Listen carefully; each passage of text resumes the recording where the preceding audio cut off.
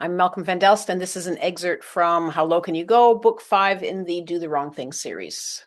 Last time in How Low Can You Go, I read a revision to the part where Ava has sex with the guy she doesn't like to repay him for taking her to Release to pick up acid, and begins her life in Concord. This chapter has been renamed and it's now called Chapter Titles Are Hard.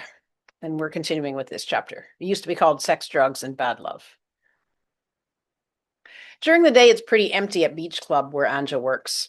I sit at the end of the bar feeling renegade, like I'm on vacation, like the older man who's always there in his jaunty shirts with prints of tropical trees and surfboards. The wall of windows at the front of the bar/club open wide, bringing in the breeze and the sounds and smells from the sidewalk and street. Whoa, Chanel lipstick. Anja's boss picks up the cosmetic from where it sits beside the cash register. Is this yours? Yes, Anja? She nods. He looks at her funny and puts it back down. I look at her funny too. Chanel? The tips must be amazing in this place. On the patio of a Portuguese restaurant in Chelsea Market with Anja, 3 of my housemates, the 4th is working at MTV. My housemate's sometime friend, an older guy who lives off royalties from a song he wrote in the 1970s, and a terrace full of people in that mix that I like so much. Half alternative and arty, half working class. We drink pitchers of beer, eat plates of deep-fried calamari, and smoke Camels and Marlboros in the hot summer sun on a weekday afternoon. In my roommate's friend's song, New York City, that friend, Keith, drone sings about wanting to move to New York, but from his feet-dragging delivery, it's obvious that he doesn't really want to go, and from the thinks he's supposed to want to go. Keith, unfortunately, is alcoholic. He's often on our couch when I get up in the morning, filling the front room with a boozy sweat smell and a particularly gnarly throat-clearing sound. Our cigarettes come from a small Chinese restaurant a few blocks from our house. I love going there. The price at half what you'd pay in a legitimate store, for sure, but the whole process. 1, you have to know the restaurant is there, selling under the table smokes. It's all word of mouth. 2, the Chinese man behind the counter has to trust you. 3, the drama. 4, you enter. 5, the little bell above the door rings. Dark inside, with a wall of fake vines separating the dining room to your left from the entrance. Straight ahead, an almost child-sized man sits on a stool behind a counter with an ancient cash register beside him. Left, past the greenery, you see dark wooden tables with matching chairs and red gold decor, including large fans on the walls and a 3-foot-high ivory-colored dragon sculpture in the far corner.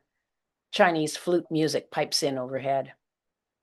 You approach the chipped beige melamine counter and ask the tiny man for Marlboro lights or unfiltered Camels. Those are the only 2 choices. You tell him how many packs you want.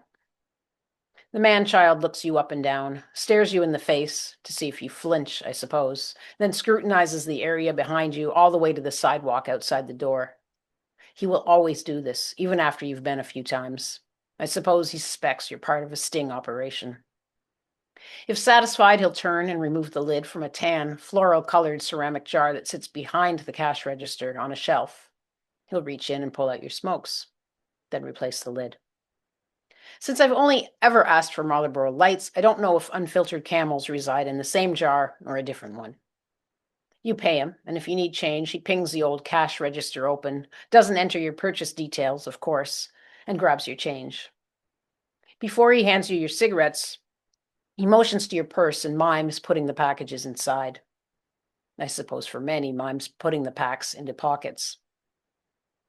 If you ignore him and leave the restaurant with the cigarettes in your hands in full view, like my roommate Howie did once, the man-child will never sell to you again. Anja starts dating Howie. He's the singer-guitarist. Smaller than her by a whole head shorter and skinny, while Anja is solid, not grossly obese, but carrying a few extra pounds. No one in a million years would imagine them a couple. I'm gobsmacked the first time I run into her in my kitchen one morning. She still pays for everything, or tries to. I'm not comfortable accepting her largesse anymore and pick up the tab every second time we go out together. It's odd, this habit of hers, like her relationship with Howie, a man half her size, an alcoholic. Did I mention that? Unemployed, not even making music, as far as I can see. Howie likes Anja because she buys him booze, but what does she see in him? Cop Killer. Do you know that song by Ice-T? I got my black shirt on. I got my black gloves on. I got my 12 gauge set off. I got my headlights turned off. Die, die, die, pig, die. I love this song. I love the controversy it's causing. I love that Ice-T's record label dropped him because of it, and that the album's been pulled from stores and replaced with a new version without this song. Cop Killer, fuck police brutality. I carry a cassette of this album, Body Count, by Ice-T's heavy metal band, Body Count, everywhere, and insist people hear this song. I put it on at Anja's work in the middle of the day and dance on their corner dance floor. I put it on at home, clear all the furniture out of the dining room and dance to it there. I meet new friends and old. Damien's previous roommate who runs an after-hours booze delivery service and has a copy of my fuck you business card on his fridge. The Jane's Addiction neighbors, the strip club bouncer friend of Howie's. Everyone. Everyone I meet has to be schooled. Cop Killer. How bullshit it is that it's censored because all it does is take artistic revenge on the racist police and their racist supporters. Did you know how badly police abuse black people and how bad the discrimination is against them? Did you? It's bullshit. It's bullshit and it's not fair.